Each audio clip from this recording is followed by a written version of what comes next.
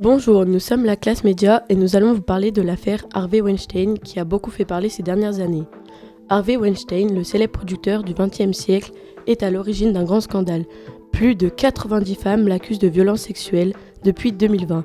Celui-ci a donc écopé de 23 ans de prison ferme.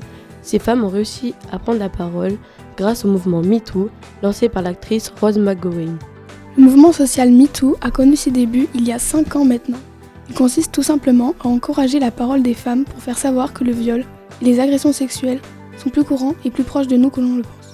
Le hashtag MeToo a débuté sur Twitter et dans 85 pays. Dans la plupart des cas, les agresseurs utilisent leur notoriété pour tendre un piège vers les victimes. Ils évoluent dans des métiers qui font rêver et s'en servent également pour promettre une place ou un entretien. Ils ont souvent une influence très grande et les personnes ont du mal à imaginer que ces personnes peuvent faire une chose pareille, mais aussi parce qu'ils paraissent sympathiques et qu'ils cachent bien leur jeu. C'est donc comme ça que le piège va se refermer sur leurs victimes.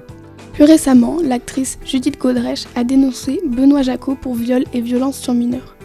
Les deux célébrités se sont rencontrées lors du tournage pour le film Les Mendiants. Ce sera le point de départ d'une relation intime qui durera 6 années alors qu'elle n'avait que 14 ans et lui 39.